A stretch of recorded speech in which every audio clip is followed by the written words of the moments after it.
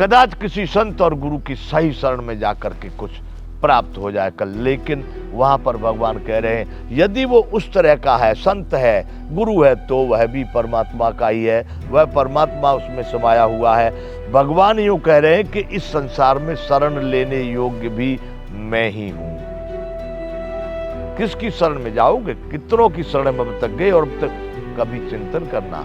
आप कितने हैं, छोटे हैं, बड़े हैं, स्त्री है, पुरुष है, महान है, स्वामी है या नौकर है, लेकिन आप इस विषय का चिंतन करना कि आप जिस जिसकी शरण में गए स्वच्छता से, निष्पक्षता से, पवित्रता से, तब सोचना कि क्या पाया।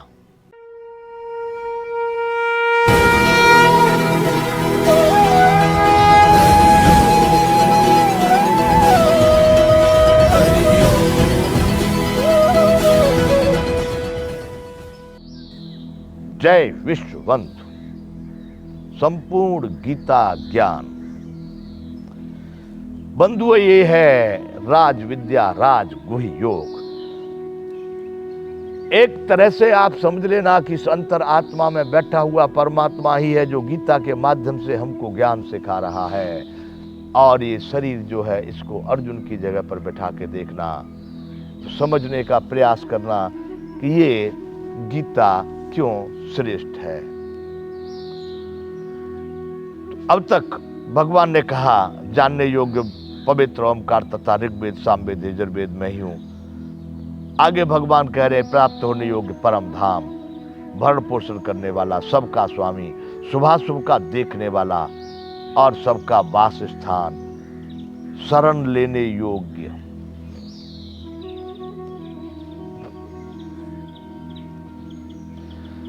मैंने तो बंधुओं अपने जीवन में पूरा अनुभव किया। किसी भी वर्तमान समय में जिस मनुष्य के भी हम आश्रित या शरण में गए, उसने हमारा शोषण ही किया।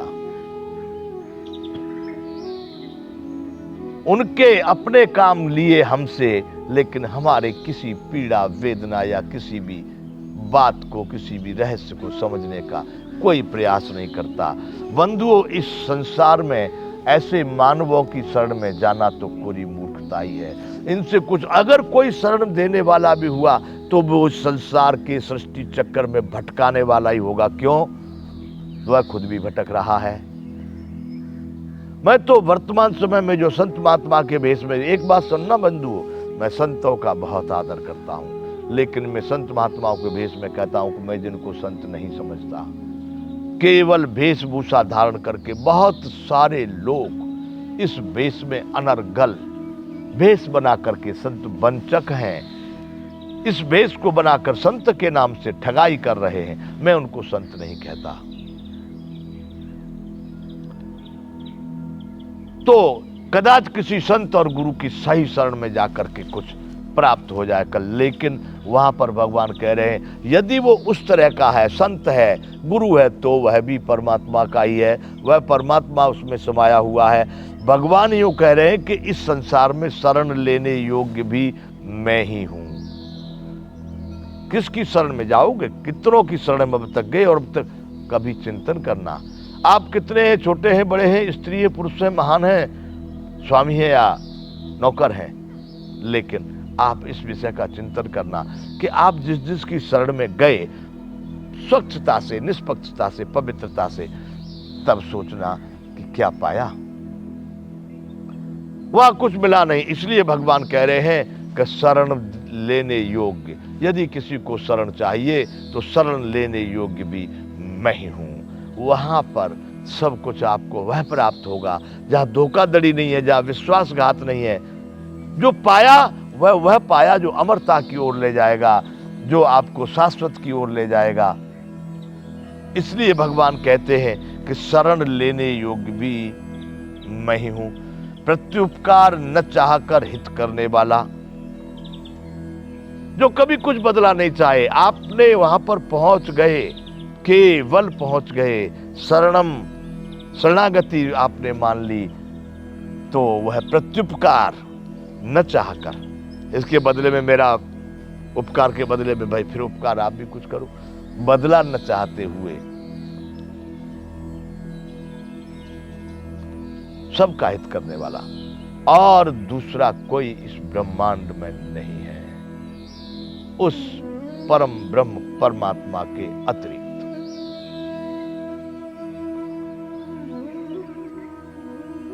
सबकी उत्पत्ति, प्रलय का हेतु, ये अनेक प्रकार के ब्रह्मांड सृष्टियां और संसारों की रचना हो रही है। इनका उत्पन्न करने वाला कौन है? वह एक परम ब्रह्म परमात्मा। या भगवान बार बार कह रहे कि मुझको एक शरीरधारी, खाली हाथ पांव आंख नाक रोम त्वचा नाड़ी वाला एक पुरुष मान करके मूर्ख लोग जो हैं, मूढ़ लोग, वो मुझको संसार में एक साधारण व्यक्ति मान रहे हैं। लेकिन अर्जुन, मैं साधारण नहीं हूं। सबकी उत्पत्ति और प्रलय का हेतु भी मैं ही हूं। स्थिति का आधार निधान भी मैं ही हूं। जो कुछ भी वर्तमान स्थिति है, किस पर टिकी हुई है, किसके सहारे है, किसके आश्रित है? भगवान कह रहे हैं कि इसका आश्रय भी, इसका निधान भी, इसका आधार भी मैं ही हूं। जो आप वर्तमान स्थिति देख रहे, ब्रह्मांड देख रहे हैं, सूर्य चंद्रमा से लेकर के मंगल ग्रह, बुध, जितने भी, जो भी आपकी समझ में जाता है, जहां तक वैज्ञानिकों की वैज्ञानिक क्षमता पहुंची है, भगवान कह रहे उसका आधार, उसका आश्रय, उसका निधान भी मैं ही हूं, और अविनाशी कारण भी मैं हूं। जो कारण जिसका कभी नाश नहीं होता, वह कारण सदैव सबके सामने उपस्थित है, सदैव उपस्थित है। वैसा नष्ट होने वाला, कभी समाप्त न होने वाला, वैसा कारण भी मैं ही हूं।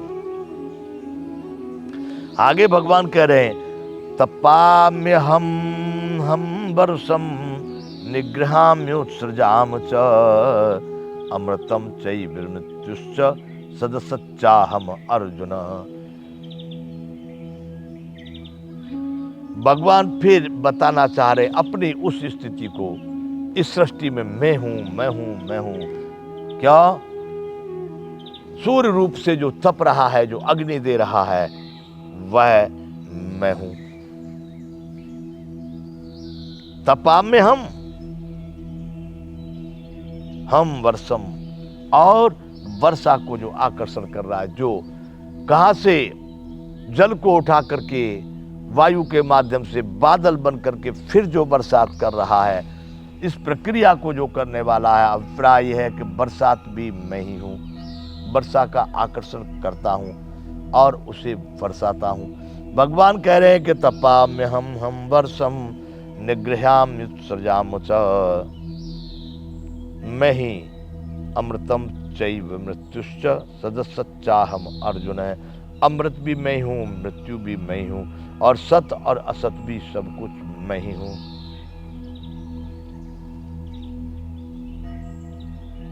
भगवान कह रहे तपा में हम, तपाने वाला तप जो सूरज के माध्यम से दिखाई दे रहा है, तुमको यहाँ पर ताप दिखाई दे रहा है, जो गर्मी दिखाई दे रही है, वो तपा में हम, मैं ही तपाता हूं। हम वर्षम, बरसात का भी मैं ही करने वाला हूं। निग्रहाम सृजामि च, नष्ट करने वाला और सृजन करने वाला भी मैं ही हूं। अमृतम चैव, अमृत और मृत्यु भी मैं ही हूं। सद सच्चाहम अर्जुन, तथा सत और असत, जो भी तुमको झूठ या सत्य, कोई कल्पना भी करके झूठ बात भी कर रहा है, झूठ जो एक सपने की तरह आपको भास रहा है, वह भी मैं ही हूं। और संपूर्ण जो सत्य है, भगवान ने कहा था इसमें ना सत्य विद्यते भावो ना भावो विद्यते सतः ओवरोपि तत्व तत्व। सत्य का अभाव नहीं, असत्य का अस्तित्व नहीं। तो भगवान कह रहे हैं कि वह झूठ, असत्व, अस्तित्वहीन या अस्तित्ववान, ये भी दोनों में मैं ही हूं। सत्य भी मैं हूं और असत्य भी मैं ही हूं। भगवान कह रहे हैं संपूर्ण सृष्टि का मूल कारण तू मुझे ही समझ ले, सब में व्याप्त मुझको मान ले। तपा में हम वर्षम निग्रहम्या सृजाम च अमृतम चैव मृत्युश्च सदसच्चाहम अर्जुन। अर्जुन, इस सृष्टि में तपाने वाला, वर्षा करने वाला, सृजन करने वाला, नाश करने वाला और अमर करने वाला या मृत्यु देने वाला, सत और असत तू जो भी समझे, सब कुछ मैं ही मैं हूं। आगे कहते हैं त्रैविद्या माम सोम पाह पूत पापा यज्ञैरिष्ट्वा स्वर्गन्ति प्रार्थयन्ते ते पुण्यमासाद्य सुरेन्द्र लोक मसनन्ति दिव्यान दिव्य देव भोगान। आगे भगवान कहना चाह रहे हैं कि तीनों वेदों में विधान किए हुए सकाम कर्मों को मुझको करने वाले, सोमरस को पीने वाले पाप रहित पुरुष मुझको यज्ञों के द्वारा पूजकर स्वर्ग की प्राप्ति चाहते हैं। जय विश्व बंधु।